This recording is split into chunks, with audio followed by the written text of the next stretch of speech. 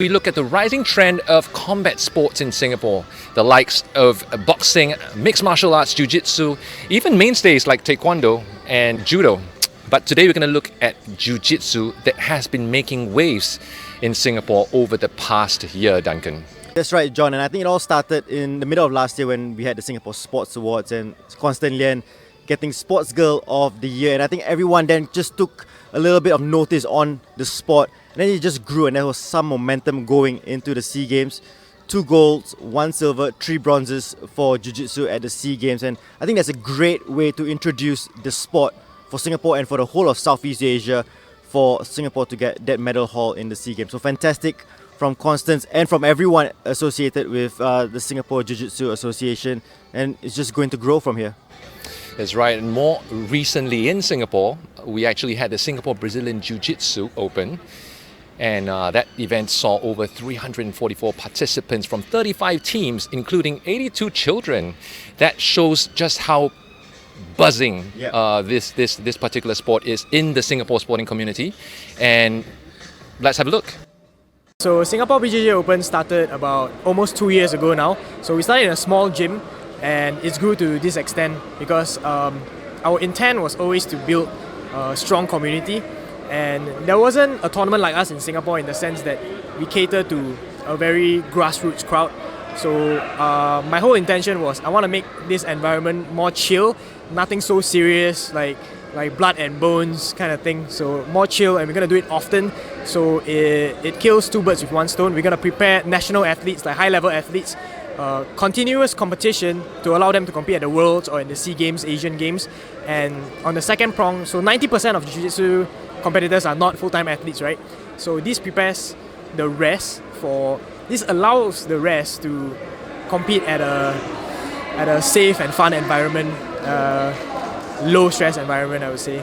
I think it's very important, John, that there's a mix between the high-performance athletes and perhaps those who are just coming into the sport, and they can see what it takes to be an actual proper jiu-jitsu exponent of the sport. And I think it's a great way to just mix and mesh together and to have an experience. So I think it's a great initiative by the Singapore Brazilian Jiu-Jitsu Open.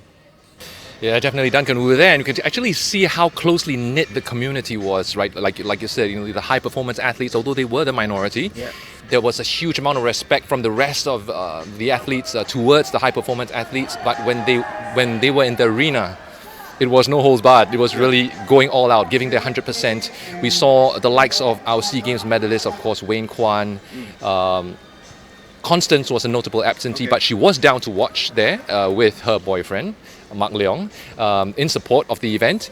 But we did see also 1FC fighters like Tiffany, Benedict, who did compete in the second day of the competition. In fact, let's have a look at what Tiffany had to say. The last time I competed, they actually organized a super fight. They invited a fellow Malaysian Jiu-Jitsu competitor over to compete with me. Yeah, so really exciting. You have a lot of exciting matchups, super fights, and it's really helping the community to grow a lot, because I think there's not a lot of tournaments locally. So with this organization, there's an opportunity for all of our athletes to compete. Yeah, thanks so much, Tiffany. And John, I think the Singapore Brazilian Jiu-Jitsu Open, as mentioned earlier on, started in 2018. It's grown and grown, and it's such a great initiative for Jiu-Jitsu exponents in Singapore to get involved. And I think we caught up with Benjamin Chia to get their thoughts on this fantastic competition. Recovering my injury, and now I'm back. And today I got gold my weight class in the SG BJJ Open. So yeah, I'm really happy.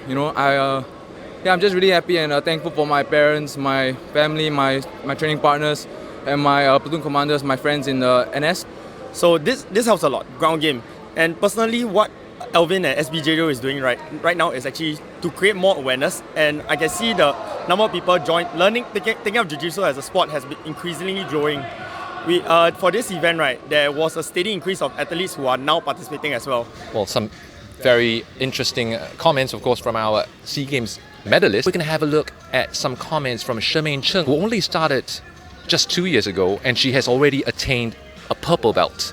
Combat sports has traditionally been more male-dominant, but it's definitely interesting to see so many female fighters giving their all in this competition. Let's have a look. actually really very difficult for me because I'm a smaller person. I always fight at the lightest weight category. So every time when I compete, I have to move up, and it's really very challenging because I mean strength plays a part, and then like, you know, when you move up, then you feel like everyone's stronger than you. It's been really difficult. Even when training in the gym, you also feel like overpowered. But it just gives me more confidence because if I can overcome these kind of things like bigger opponents, and I just feel better, like personally. It's always a challenge. Like I always see things like, instead of seeing it as an obstacle, I take it as an opportunity for myself to learn. Yeah.